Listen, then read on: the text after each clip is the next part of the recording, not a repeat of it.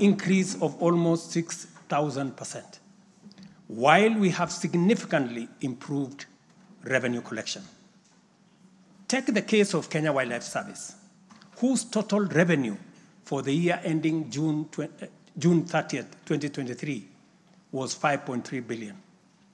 But after implementing a digital revenue collection system, the revenue grew to 7.6 billion in the year ending June 30th this year, representing a 43% increase. This initiative alone has firmly put KWS on the path to self-sufficiency, freeing the corporation from reliance on exchequer support. I commend the teams at KWS, as well as all other government institutions that have leveraged technology and the digitization process to improve revenue collection. Under the Digital Health Act that you members passed in this House, we are determined to enhance efficiency and transparency provided by technology in the provision of healthcare services to eliminate fraud and fake claims. Tax revenue mobilization by the Kenya Revenue Authority, starting with its customs revenue system, is equally being worked on to ensure that revenue leaks are eliminated.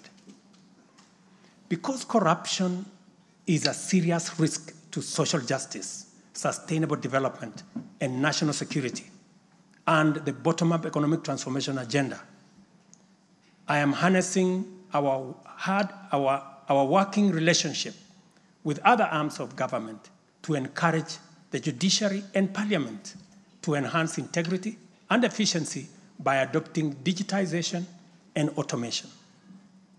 As I do so, I must caution that all these measures will only achieve intended results if, and only if, the institutions charged with combating corruption and promoting efficiency and integrity stop hiding behind the transparent screen of independence and rise up to meet the people's expectation on matters integrity.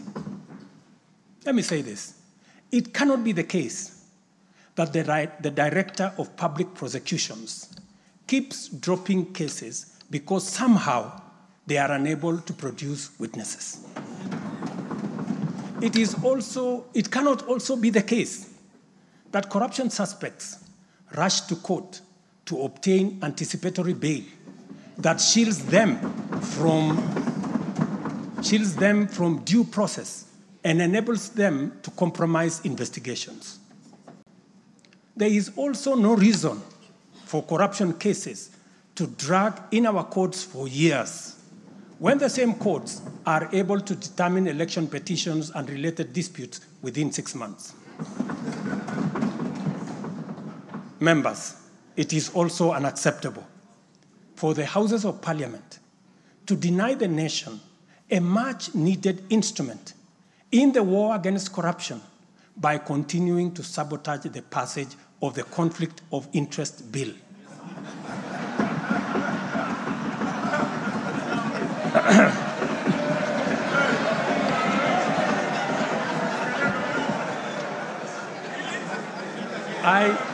I implore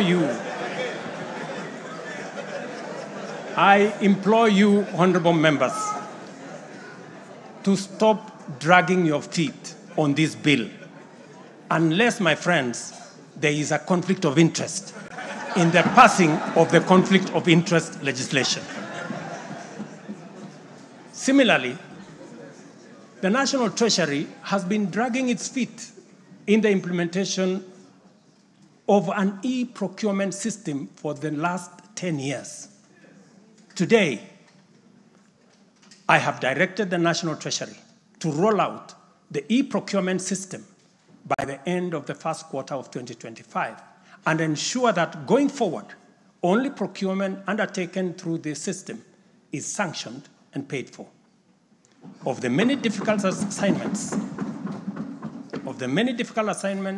I have undertaken, this fight against corruption is one I now take on with resolve going forward. Let this serve as notice to all.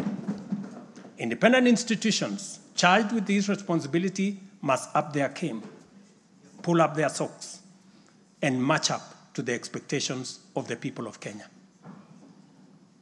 Honorable members, I have stated in the past and now reiterate today that in the face of undisputed evidence or credible information on corruption, I will not hesitate to take decisive action. Accordingly, I now direct, in furtherance of the principles enshrined in Article 10 of the Constitution on transparency and accountability, and based on new information provided by investigative agencies and partner nations, that the procuring agencies within the Ministry of Transport and the Ministry of Energy and Petroleum immediately cancel the ongoing procurement process for the JKIA expansion public-private partnership transaction, as well as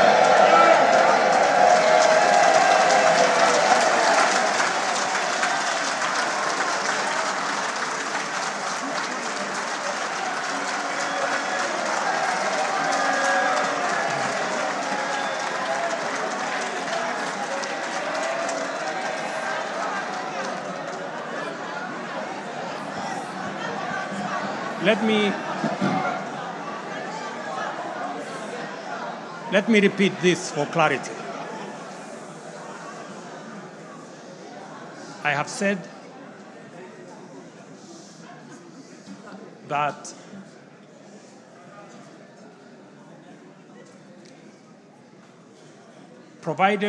because of the information that has been provided to us by partner nations, I have directed agencies within the Ministry of Transport and the Ministry of Energy and Petroleum to immediately cancel the ongoing procurement process for JKI expansion public-private partnership transaction, as well as the recently concluded Ketrago transmission in public partnership procurement process.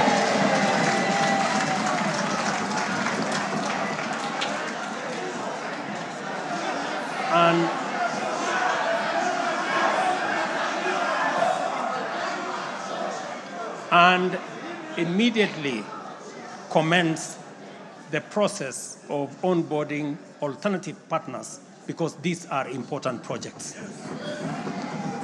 Honorable members, the work of taking our nation forward is our collective responsibility as citizens. For this reason, we value the contribution of all, whether they come in the form of support or encouragement, suggestion or proposal, criticism or protest. I believe that the most powerful component of leadership is listening and learning. Therefore, I engage with you and listen to all citizens, their elected leaders, public officers, administrators, teachers, and other professionals, learners and the youth, farmers, fisherfolk, pastoralists, traders, craftsmen, artisans, nurses, doctors, community health promoters, and workers across all types of sectors in every sector.